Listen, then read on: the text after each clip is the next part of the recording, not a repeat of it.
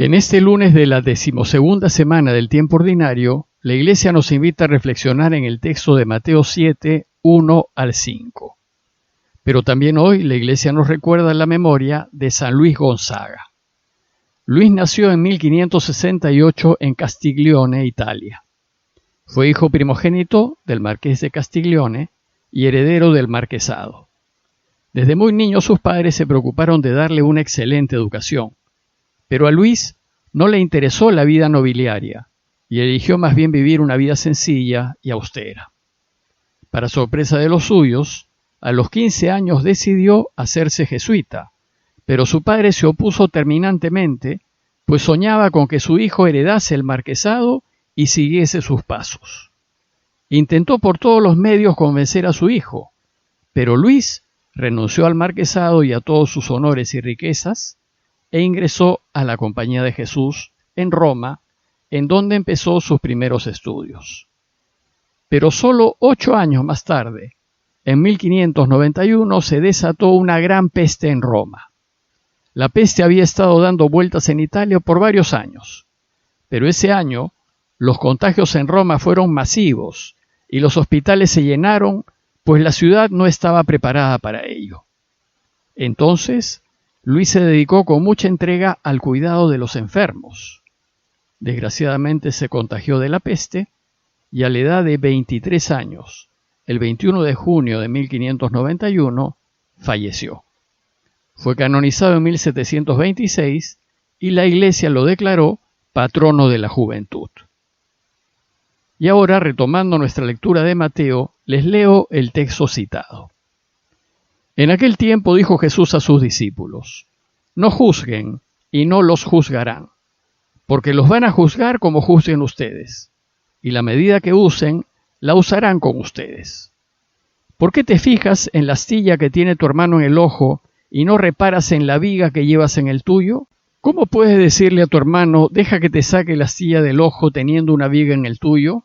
Hipócrita, sácate primero la astilla del ojo, entonces verás claro y podrás sacar la astilla del ojo de tu hermano. Con el presente relato empezamos el último capítulo del Sermón del Monte. Y en esta última parte de su discurso, Jesús nos va a dar algunos criterios para tener en cuenta para mantener la buena convivencia en la familia, en la comunidad y en la sociedad. Si bien son criterios útiles para todos los hombres y mujeres de buena voluntad, Jesús se dirige principalmente a sus discípulos, a los que lo siguen y conforman su iglesia, a quienes están a sus pies escuchando su discurso en el monte. Jesús inicia la enseñanza de estos criterios de buena convivencia hablando del juzgar. Y empieza diciéndonos: no juzguen para no ser juzgados. Es decir, no juzguen a sus hermanos para no ser juzgados por Dios. El juicio al que se refiere Jesús tiene que ver con dos situaciones.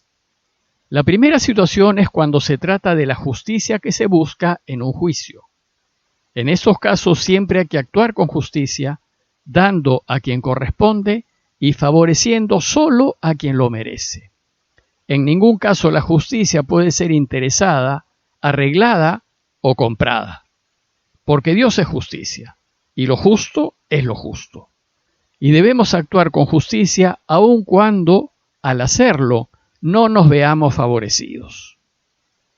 La segunda situación es cuando juzgamos decisiones que no van en contra de Dios, que no son pecado, pero que no gustan o que no son compartidas por aquel que juzga. Por ejemplo, ¿por qué rechazaste tal trabajo?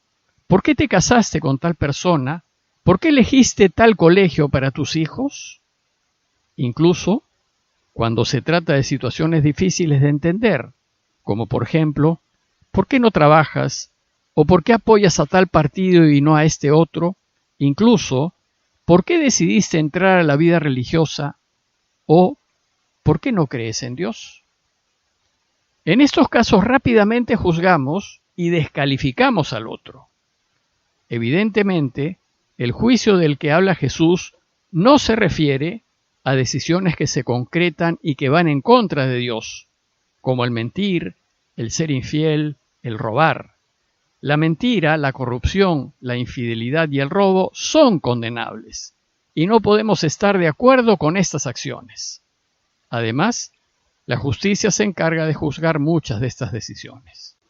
El juicio al que se refiere Jesús es acerca de decisiones que no son malas, sino criticables. Lo que nos enseña Jesús es que juzgar a otro, sin estar en los zapatos del otro, es muy temerario. Pues juzgamos desde nuestra posición, desde nuestra perspectiva. Juzgamos sin considerar el contexto del otro, ni los motivos, ni lo que está viviendo la persona, que la llevan a pensar o actuar de una manera que consideramos criticable. Es decir, juzgamos con nuestros criterios, desde nuestras exigencias y a partir de nuestros puntos de vista, intereses y conveniencias. Y a menudo juzgamos con rigidez y con dureza. Somos implacables ante cualquier modo de proceder que no compartimos. Juzgamos también a quienes se equivocan o cometen errores. Y hasta juzgamos y marginamos a quienes han reconocido sus errores y han corregido sus vidas. Los etiquetamos y no les damos la oportunidad de mostrar su cambio. Al respecto, ¿qué nos dice Jesús? Con el criterio con que ustedes juzguen, se les juzgará. Es decir, si no son misericordiosos y compasivos con sus hermanos, Dios no lo será con ustedes. Si ustedes no son comprensivos con su prójimo, Dios no lo será con ustedes. Y si son duros con sus hermanos, Dios será duro con ustedes. Ese es el mismo criterio que ya nos enseñó Jesús cuando nos enseñó el Padre Nuestro.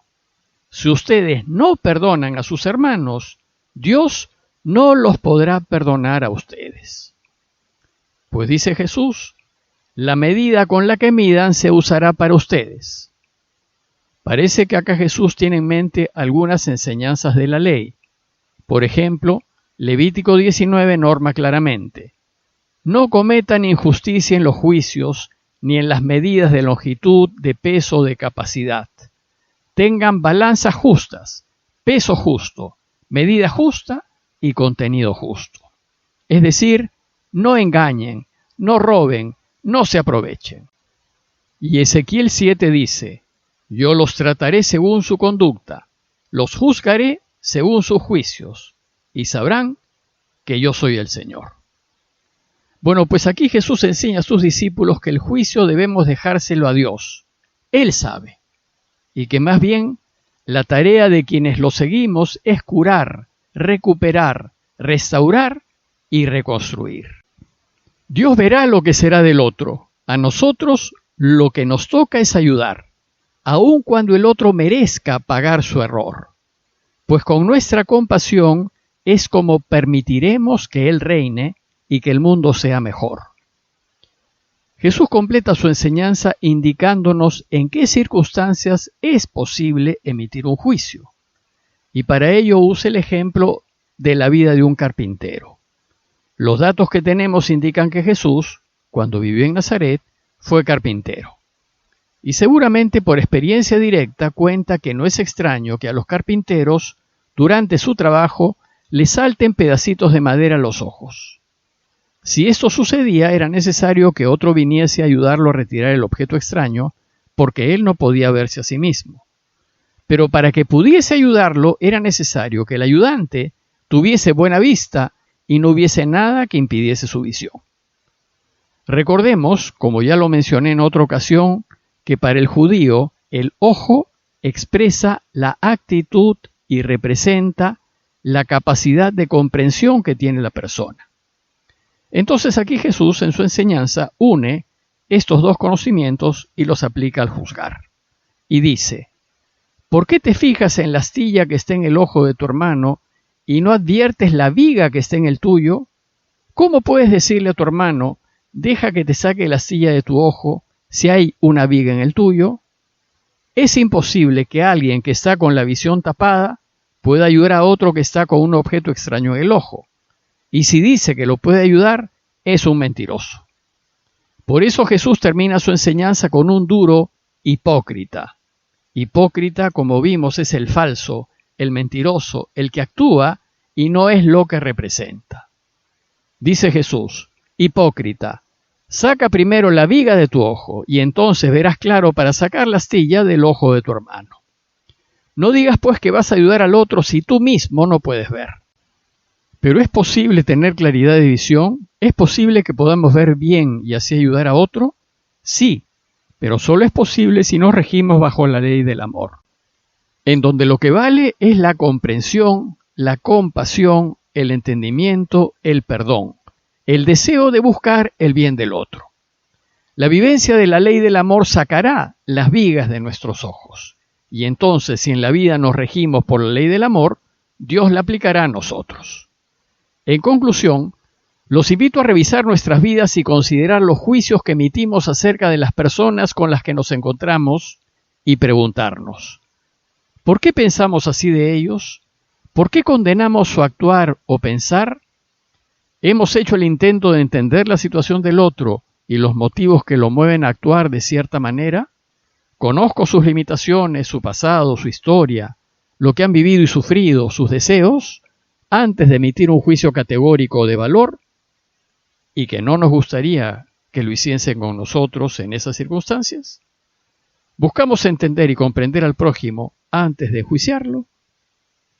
Pidámosle pues a Dios que nos ayude a perdonar en vez de condenar, a entender en vez de demandar, y que nos ayude a compadecernos del otro en vez de exigirle que sea como nosotros, sabiendo que Dios quiere al otro tanto como me quiere a mí.